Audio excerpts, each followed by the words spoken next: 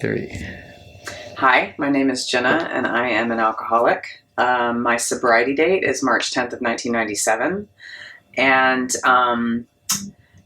I grew up in an alcoholic home. I was 14 years old when I started to notice that my house wasn't like my friends' houses. When I started having sleepovers at their houses, I noticed that their parents weren't drinking to excess. My dad was an alcoholic, and he did not want to get sober, so he died of addiction when I was 3 years sober.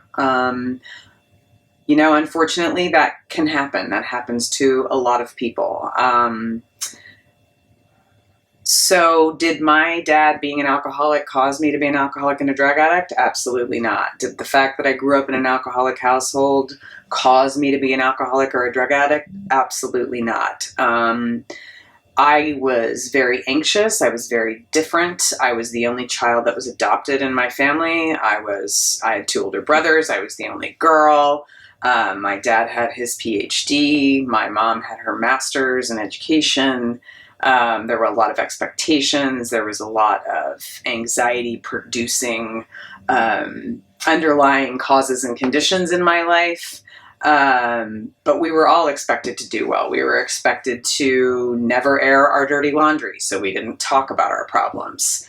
But I knew that when I was 14 years old, I came home for my very first day of high school, and my dad had moved out. It also happened to be my 14th birthday.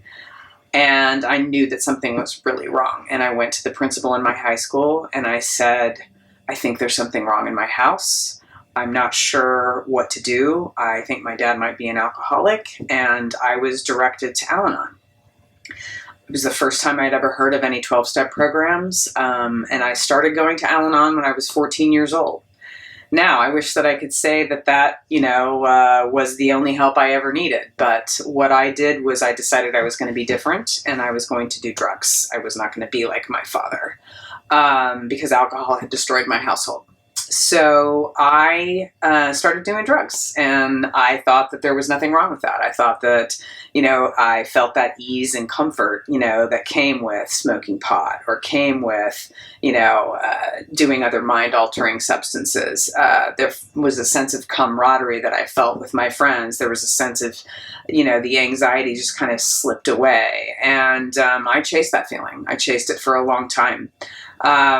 I chased it for 10 years. And I did all sorts of horrible things. I became a drug addict, and I became a drug dealer. I was in a car accident when I was 23 years old, where I was rear-ended on the toll booth in Dallas, at a toll booth at 65 miles an hour, and I was at a complete stop. The guy that hit me slammed me into the 5 cars in front of me, causing whiplash, cracked shoulder blades, the whole 9 yards. The thing I was worried about is the fact that a joint flew out of my mouth when I got rear-ended. So I was out of my car, injured, on the ground, looking for this joint because I knew the police were coming. And I wish that I could say that was a wake-up call for me, but it wasn't. What it was the introduction of codeine and oxy in my life. I was introduced to Vicodin, essentially, and I needed it on the front end. But I really got really quickly that I liked that feeling, and you mix that, by that point I was drinking, you mix that with a little bit of alcohol, or you mix that with some weed, or you mix that with anything, and I could check out. And I didn't have to deal with pain, and I didn't have to deal with worry, and I didn't have to deal with the fact that I probably was going to lose my job because I had had this horrible car accident. Like all the adult things that were starting to happen in my life were not fun. And my Vicodin addiction became pretty horrific. I would deal drugs to my doctor's son, who would take his father's prescription pad and write me prescriptions for 100 pills at a time. I had 9 different pharmacies that I would go to so that I could fill these prescriptions, because I was popping over 30 a day. By the time I knew that I needed help, I was 87 pounds. I was a size 00. And I had had a doctor who gave me a physical for my job tell me that whatever I was not telling him, I was not going to live to see 25 if I kept doing what I was doing. I proceeded to tell him to kiss off. That's a nice way to put it. And walked out of there like I hadn't heard a word he said. And fast forward less than 2 months, I was on the floor in my house, condo, apartment, detoxing on my floor by myself, screaming for help. And the help came. The help came in the form of me knowing that I needed to go from the Al-Anon room 4 days later. I had carpet burns all over my face from detoxing because the itching. I'd been rubbing my face on the carpet. I went to my home group where I'd been going to Al-Anon, and I walked into the AA meeting, and I sat down, and I burst into tears, and I said, I need help. I think I'm one of y'all. And I was really desperate. And the help was there. And knowing that I could do that, knowing that I could ask for that, knowing that there were people there who immediately embraced me, made the journey to sobriety that much easier. I wish that I could say it was all easy. It wasn't all easy. It hasn't been all easy. But I will say this. Sobriety has brought me some of the best things I've ever had in my life. I have a business of my own. I've had it for almost 20 years.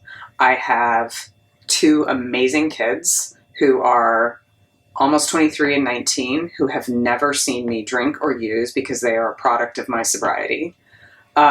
They also know that I'm sober. I'm not anonymous in my life. A lot of people choose to be anonymous. I am not anonymous in my life. I work with nonprofits, and it helps me be available to people and help other people by not being anonymous. It allows me to be in schools. It allows me to do things like this recording that I'm doing for you guys to watch right now. I was in middle school when I took a left and I should have taken a right. And my hope is that you can hear just this small piece of my story and really understand that if you have a problem for yourself or you have someone in your life that has a problem, you'll know just from watching this and knowing that people like me exist who were your age and having those issues. Know that there's a way, know that there's an option, know that there is places that you can go and ask for help. Arise and Flourish, who I'm doing this for, is just one of those places. There are so many places today that are available for kids to check into. And I'm just very grateful. I'm grateful that I get to do this. There's a lot more to my story, like I said, but what really matters is that I'm sitting here at 53 years old, almost 54. I've been sober half my life, and I owe that to the room's 12-step recovery and people, other addicts and alcoholics who are willing to put their hand out and help me. Thanks.